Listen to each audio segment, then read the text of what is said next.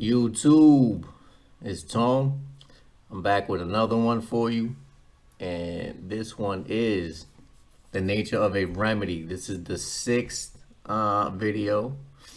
I think we might got like maybe five more to go or so, give or take. I'm always wrong when I fucking guess how many more videos too. It goes by like how many pieces of the page that I could fit in the slide. So, but I got pretty good at this. So look, you know, in the first few videos, right, we went over the correlation between the commercial nature of the courts and then the bonds and how they would qualify as a withheld federal tax and returnable to the source, which would be you because it was created in your name for your benefit. So at the end of the whole situation, the way that these that these court cases work, that when these bonds are set up and things like that, ultimately they have to return the source after everybody gets their little tentacles out of the situation, right? That's how it's supposed to work.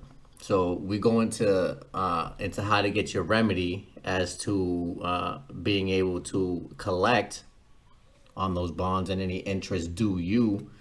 And we went over the correlation and the reason why you can do that, why all of these situations do qualify as commercial taxable events, and how to get your remedy. So here we're going to get into a little more of the codes and statutes, and then this guy's going to talk a little bit about H&R Block and all that. I don't really know about all, if H&R Block's going to be able to do that. A lot of these people really don't know what the fuck they're doing, so I wouldn't count on that.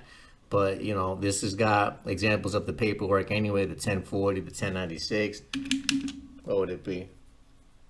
Yeah, something along those lines, right? So definitely whenever I send shit to the treasury, I'm doing a 56F fiduciary, assigning them fiduciary over the situation to be able to settle and close the matter, right? So that would be 1099 AC, right? Sometimes you can do a W-4 on there. You can definitely hit it up with a money order.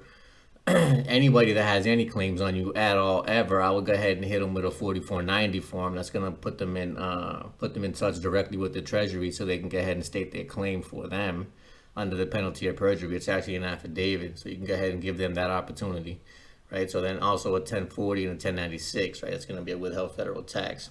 Then on the other side, you're gonna go ahead gift in the state side of it, 706, 709, 1096, 8281, 1040 ES, 1040 V, and 8888. And that's probably going to go ahead and get you your remedy, I would imagine. So, right there, a couple little gems for you guys. You know what I'm saying? Look up those numbers of the forms that I just told you. Those are all IRS forms. Check those out. You're welcome. So, it is the national currency that is not eligible to pay these debts. And the reason why that is the case is because, national currency, they're using Federal Reserve notes. These are pieces of paper.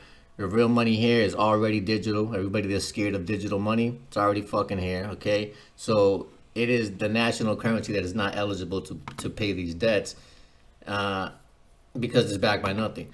So it's basically digital money in a computer, and the paper represents it. So that's just what it is. So because the international units I am referring to are derivatives leveraged 1,000 times or 1 million times, and that's what he's talking about, because they're what they're doing is securitizing securities and shit. And like, securities are based on something.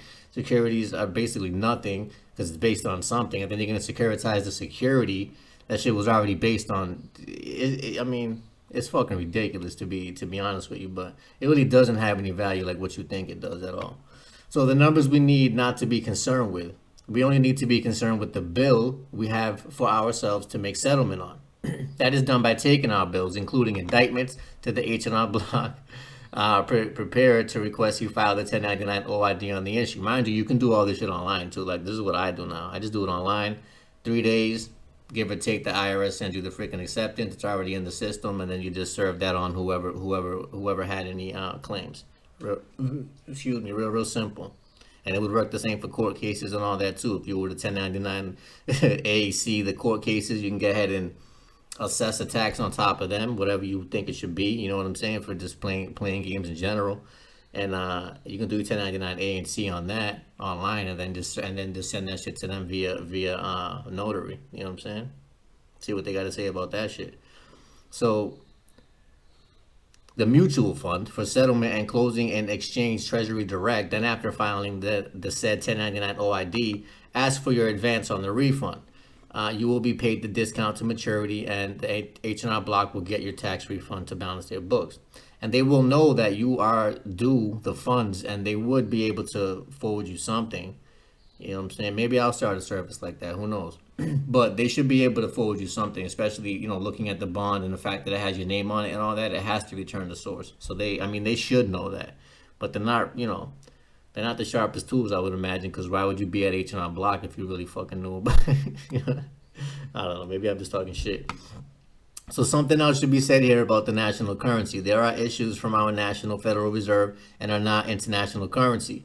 The international currency, IMF, derives from municipal reserves, mutual funds, that are obtained by the county attorneys, like I mentioned earlier, and are a small claim by virtue of the international unit of measure used to account the sum of a bill. Thus, a small claim court is an international court.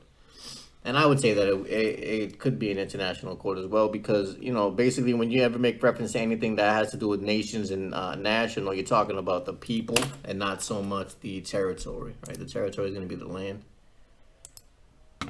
So, you know, so you probably, I mean, you may have a mix of public and private, or even different nations and different peoples in general. So it could be international depending on the matter, definitely. So when admitting to be a debtor in possession is to admit to a tax liability because the debt has not been paid. One must request the 1099 OID, must be filed on the issue to settle the tax liability. There must be a return to source. And mind you, the last letter that I sent to the court after I found out that I supposedly had a warrant and shit, I told them I was going to be filing one of these. I never heard nothing back from them either. So maybe, I mean, there was a bunch of other shit in the letter too, but that being, I think, one of the ones that would have let them know that I know what the fuck time it is.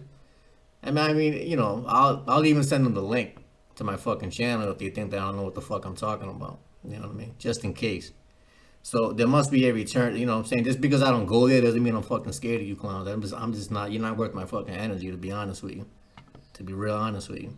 And you probably couldn't afford my fucking time, to be real with you. So there must be a return to source for settlement and closing. So it is the national reserves that created national currency. It is a municipal reserves that creates international currency, IMF.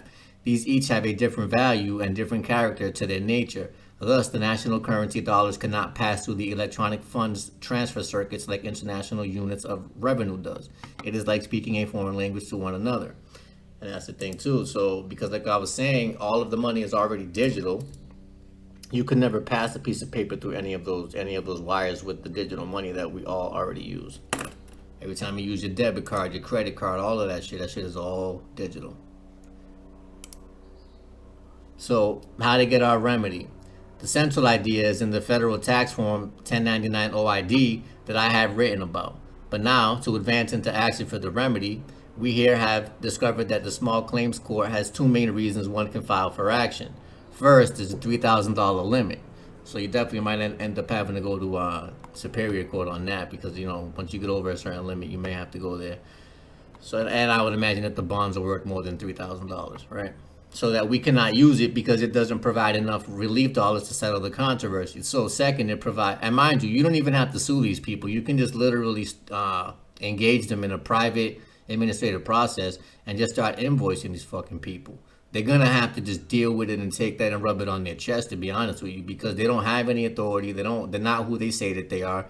But when you just question them verbally, they can say whatever the fuck that they want. But you put it on paper and have them served through a notary, and that's how a real sovereign is gonna hold court. It's gonna be through the mail using an arbitrary intermediate, which would be the notary, and that's gonna be your witness and your judge.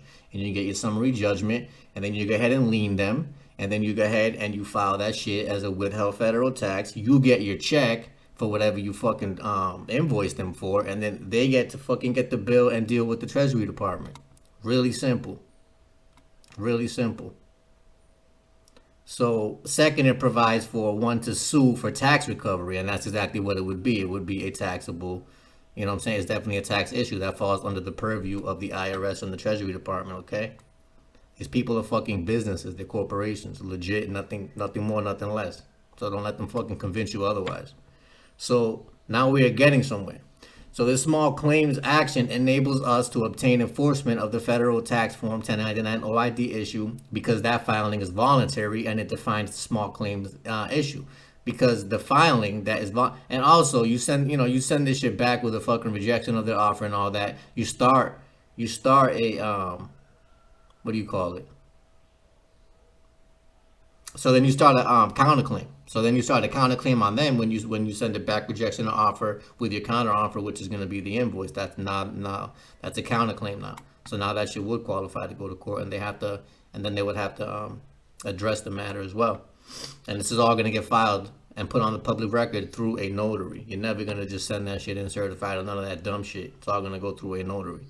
So, and it defines the small claim issue as a tax requested to return the source. And obviously you would be the source because your name would be on it, wouldn't it?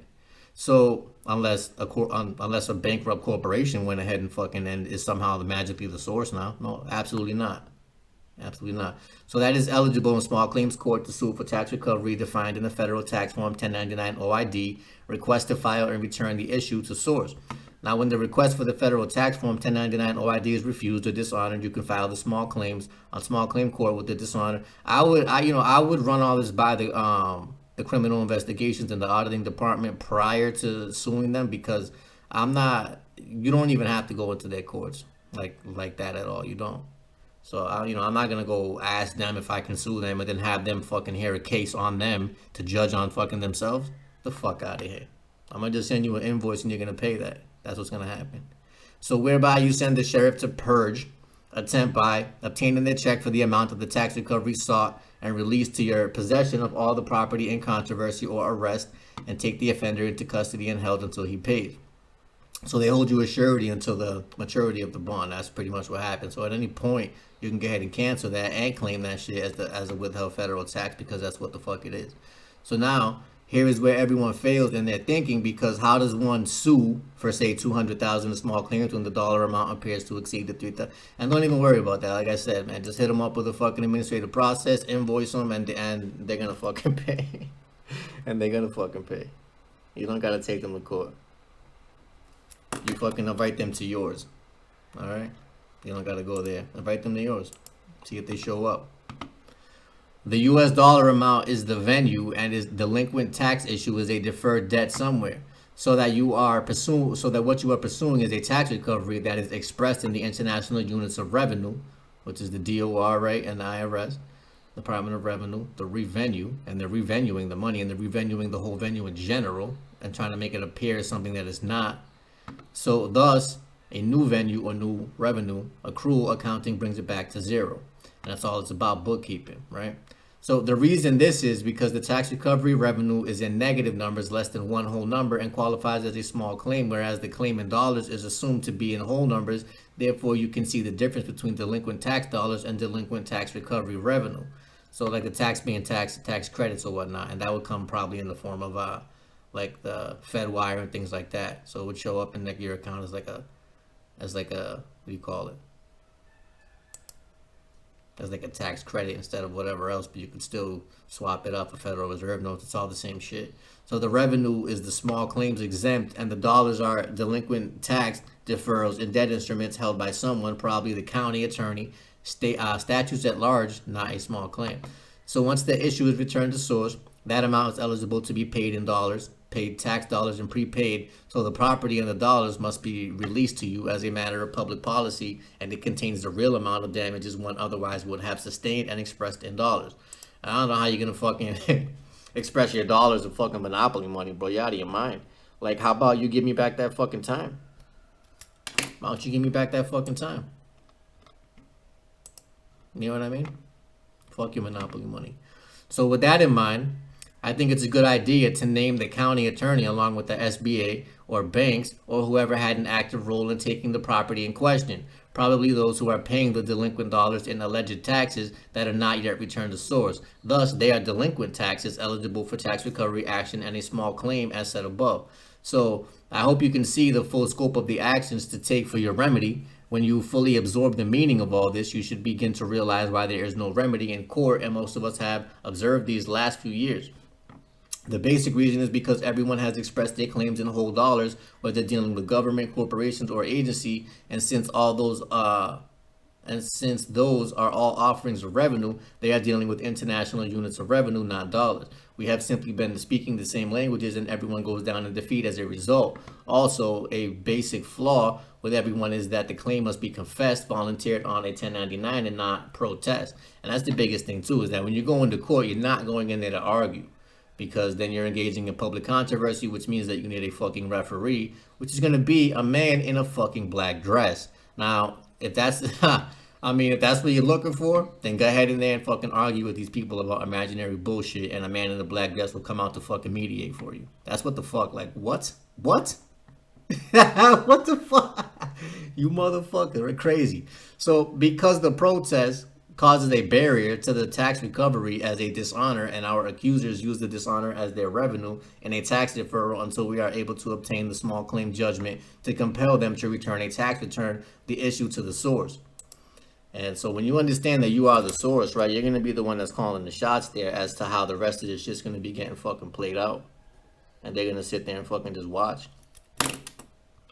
That's what they're going to do. So then, too, you will not want to refer to your small claim in any plural reference. Okay, so meaning to not put an S on it, so it'll be a small claim, not small claims. The small claims court must be using the plural reference is the public claim of collective and multiple claims of dollars. I didn't even know that. So, and that need a broker to break them apart for you to, and there are no private individuals identified as the filing of 1099 is not mandatory. Thus, it is an individual single private claim, so that claim is singular, a small claim, even though there may be numerous public entries into the account. So keep your reference to your claim as a small claim in small claims, and it is thus an identifiable tax charge when the request for federal tax form 1099 OID is requested on the issue to return to the source. Thus, we have a voluntary tax to report income tax. I file my taxes monthly, really, at this point, so it's really no problem to just throw one of these shits in there. So request for the tax report marks the item as a private account exempt from lien and or levy. And so when you do your UCC1 and all that too, you're throwing that right in there. You know, you send that all in via notary with your invoices, and there's a bunch of things that you can do. So income tax is voluntary and not mandatory. It is drawn in magnetic energy charge, thus a withdrawal being the method of taking it into account and attraction. And that's the thing too, so when you look at the stamp that's in Magic Money Mechanics, it's like it's a double action process. So you go ahead and cancel the charge, and then you deposit the same amount into the trust as well, throughout that action. So really you're securitizing that and creating the money order, depositing the money order in, and then you can take that back out after you charge it. You can do a discharge and go ahead and discount that and take it back out with a 1099 OID, or even just claiming it as a federal withheld tax. Might even be easier that way. So in a letter I had sent, I had made a request for the federal tax form 1099 OID that went to the county attorney. It includes a request to return release of all my property subsequent to this issue, which means prior to the issue. That includes my body.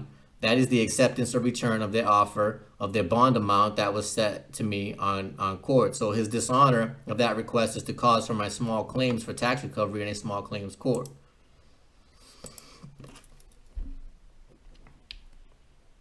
But really, it's just a matter of keeping records and just sending that shit over to the criminal investigations, man. They can fucking handle that. You don't got to go to court like that. So in this respect, eligible for commodity market exchange. So we can see in all of this that the source of the issue is the taxpayer, and the tax recovery or tax return is the tax collector. So we, if our straw man, are both payer and collector, which is crazy, but that's what it is. Like, that's what I'm trying to tell you. So when you go to court and they fucking serve you with these charges, it's a gift from you to you. So when you look at the paperwork, you're going to be the payer and fucking collector. It's fucking crazy, right? And they just somehow throw themselves in the mix and just hope that you don't figure this shit out so they can run off with all that fucking money, which they usually do. And so they do well, So, but we have this accomplished by our employees, IRS, the corporate agency. And that's what it is. When you understand that these people work for you, the IRS is not your fucking enemy. They wanted you to believe that so they can keep fucking you. They wanted you to really believe that the IRS was your enemy. Come on. So this is why we request of them to file federal tax form 1099 OID to identify the issue as a delinquent tax that we can sue for tax recovery and subsequent release and return of property. With that, I think you have enough information to start an action and recovery in your property of revenue to operate it. Maybe we are looking at a new frontier and new settlements on that frontier. I can come. I mean, the next book that I write is going to be something nice for all of you people to be able to get all that shit back. Because I think these people purposely leave out the actual fucking remedies for all of you. But, you know, I'm going to go ahead and fucking fix that. So anyway, man, it is a game of chess. Stop playing checkers with these motherfuckers.